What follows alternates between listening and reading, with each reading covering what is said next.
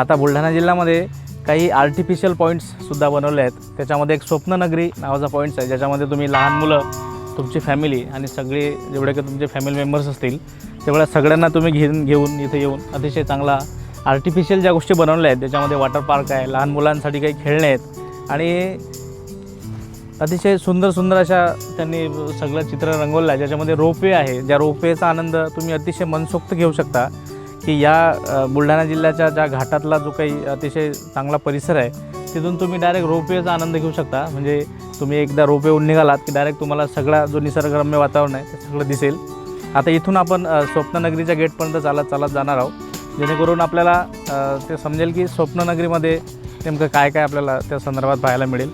गेटला एक watchman sir बसले आहेत, त्यांनासुद्धा विचारूया आपण की याची फीज वगैरे ह्या सगळ्या गोष्टी कशा पद्धतीने इथे आहेत ते. चला तर मग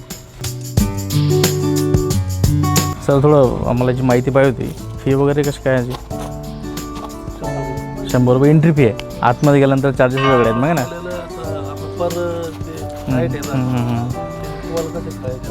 हां त्याच्यामध्ये आतमध्ये गेल्यानंतर वेगळे आहेत समजा, आहे ना? मुलं वगैरे सगळं तुम्ही सोबत घेऊन जाऊ शकता फॅमिलीसहित. हो ओके ठीक आहे, धन्यवाद.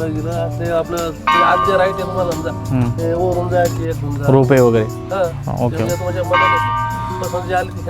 चल ठीक आहे, धन्यवाद.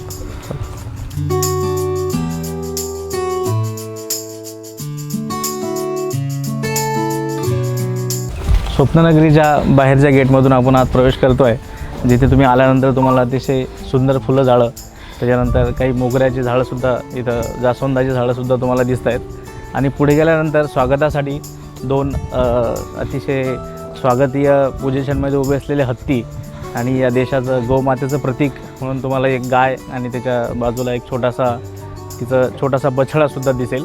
त्याच्यानंतर एक स्वप्ननगरीचं अतिशय स्वप्नवत गेटसुद्धा आपल्याला पाहायला मिळेल. आणि त्या गेटमधून आतमध्ये गेल्यानंतर तुम्ही तुमच्या फॅमिलीसहित इथं आल्यानंतर आर्टिफिशियल जो व्ह्यू आहे किंवा आर्टिफिशियल जी सुंदरता बुलढाण्यामध्ये या स्वप्ननगरीने निर्माण केली आहे, तर त्या सगळ्या गोष्टी तुम्ही पाहू शकता. स्वप्ननगरीमध्ये आल्यानंतर तुम्हाला रेस्टॉरंटची सुद्धा इथं सुविधा दिली आहे, ज्याच्यामध्ये तुम्हाला वेडिंग अँड कॉन्फरन्स हॉल आहे, बँकेट अँड डायनिंग हॉल आहे, त्यानंतर ओपन टेरेस गार्डनसुद्धा आहे आणि त्यानंतर काही सेलिब्रेशनच्या काही मुमेंट्स जर करायचे असतील तर त्याचीसुद्धा व्यवस्था स्वप्ननगरीने अतिशय सुंदर पद्धतीने केलेली आहे. स्वप्ननगरीमध्ये एक अतिशय महत्त्वाचा पॉईंट आहे, जो तुम्हाला स्वप्ननगरीच्या बाजूला असलेल्या घाटाचं सौंदर्य दाखवेल. तो म्हणजे तुम्ही पाहू शकता की ती वर रोपवेची एक स्टँडिंग पोझिशन आहे, तिथूनपासून ते डायरेक्ट इथपर्यंत तुम्हाला एक रोपवेचा आनंद या स्वप्ननगरीमध्ये घेता येईल.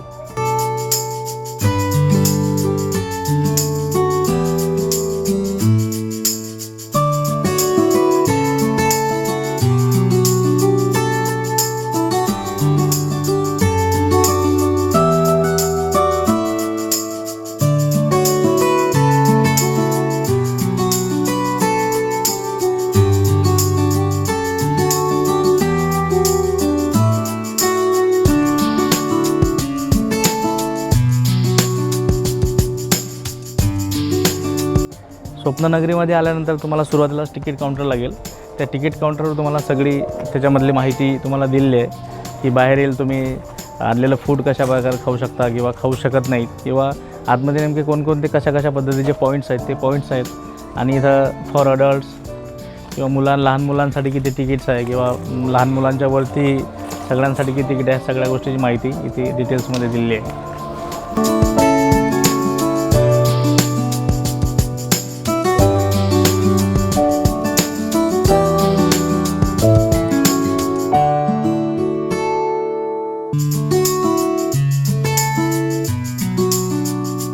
स्वप्ननगरीमध्ये एक बोराचं झाड अतिशय सुंदर इथं बहरलेलं आहे. तुम्ही पाहू शकता त्याला अतिशय गोड अशा प्रकारची फळंसुद्धा आलेली आहेत.